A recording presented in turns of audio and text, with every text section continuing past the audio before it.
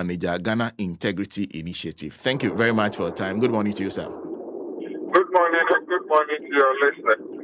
I hope you're well. Well, by His grace, I'm surviving. First, let me start with you. I know the focus of your work, but first of all, what do you make of these requests that have been made nowadays, suggestions that the Office of Special Prosecutor should be scrapped? Well, thank you for having me. Let me say that what I think of it or not at this point doesn't really matter. The first gentleman of the land had spoken. He says that we should hold on, we shouldn't rush to squash it, and that is what stands. I think that we have undermined institutions over the years in our haste to have one result or the other. Building institutions does not take a sudden flight. It is not an event, it's a process. And we must have the patience to be able to let the process go through. The beauty of the Special Prosecutors Act is that it provides a very stringent accountability mechanism. And so there are opportunities for citizens to be able to engage the office to correct where we believe false short. And so, in simple terms, I believe that we must all relax and support the office to deliver on its anti-corruption mandate. But there are those who suggest that even the president making that request, and the majority and majority chief whip, majority leader, is also interfering in the work of another arm of government. So the two can decide not to listen to him. Well, it's well within their right to decide not to listen to him. But you see, we talk about separation of powers, but we also talk about checks and balance. So there is that middle ground on which the various arms of government can relate and cooperate. So in the president's choice of words, he did not instruct them, he requested. So that is not meddling, or that is not interference. Let me also say that it is within their rights not to listen to him, but it's also within the right of the president not to sign the bill when it is passed. They can decide to veto it when it is passed. So it is not about show of power, but it is about cooperation and collaboration that will take us to where all Ghanaians aspire that our country will get. So as far as you're concerned, even they need the president to make any efforts in that direction successful. Come again? You're saying they need the president if they are to proceed on that angle. Without the president's assent, whatever they have started will fail. Well, I think that if they need the president or not, the question that we should ask ourselves is that, is it what all Ghanaians want? You see, they are not in parliament to represent themselves. They are in parliament to represent all Ghanaians. Is that what the totality of Ghanaians want? I don't have any scientific proof to suggest that Ghanaians want the OSP scrapped or not. But I believe that the office was set up, all Ghanaians welcome it, barring a few challenges that they've had.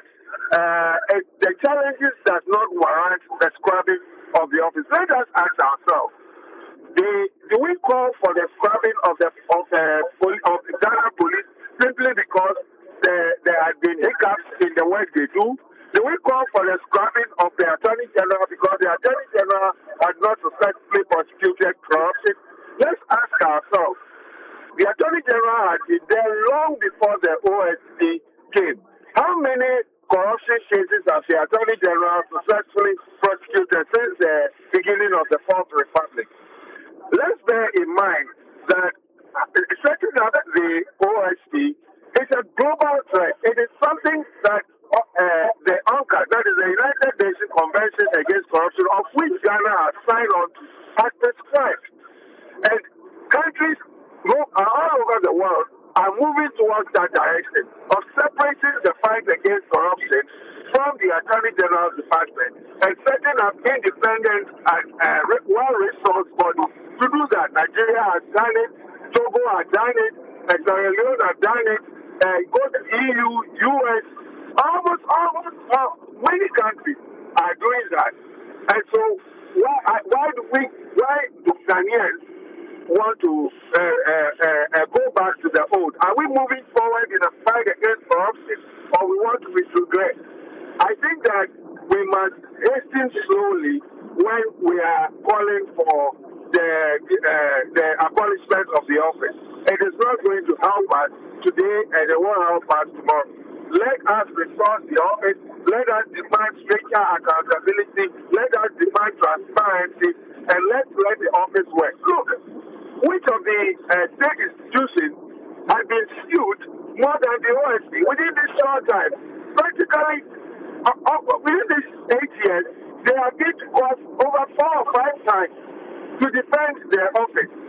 You know, when do we expect them to deliver on their mandate when they are spending all the time in the spending all the time defending the office in court? We are sidetracking them, and at the same time, we stand and say they are not delivering. I don't think that we are helping the court of Ghana. We must change the way we deal with the office and engage them for good results. The way we are handling the office and the pressure we are giving to the office, I don't think it is good enough. Does it worry you, the demands that are being made and coming from many angles, including even people within the New Patriotic Party who were part of the passage of the bill that set up the Office of Special Prosecutor? Well, I think that if you are making demands of a state institution to deliver on their mandate, there's nothing wrong with it. But let us also make the demands constructively. For me, the demands that we are making is too distracting, and I don't think it's helpful. And that is where my worry lies. If we are making constructive demands on the office, I mean, we are all for it.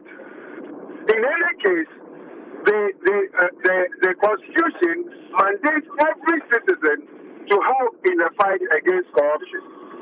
So if you have information, provide it to the office, engage the office. I mean, that for me is more helpful. But the call that they should abolish them, this one is corrupt, that is that I don't think is helpful.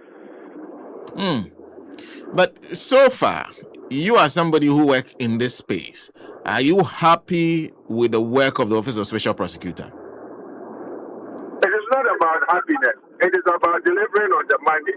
The office has done so well. Number one, they have been able to set up the office.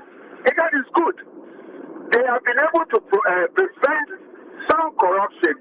That is good. There is a lot more that has to be done. Let us bear in mind that, look, Kisejabe, for instance, has only 2 years to go.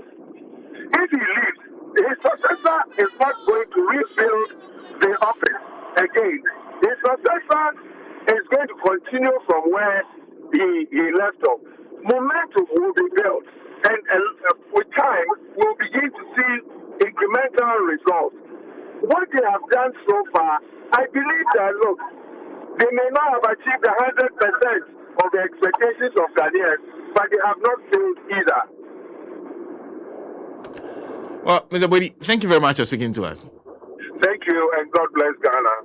Michael Boadi is fundraising manager, Ghana Integrity Initiative, joining us on the line, speaking to us about that statement that was issued by the president. In fact, the office of the president, signed by the presidential spokesperson, Minister of State responsible for government communications. He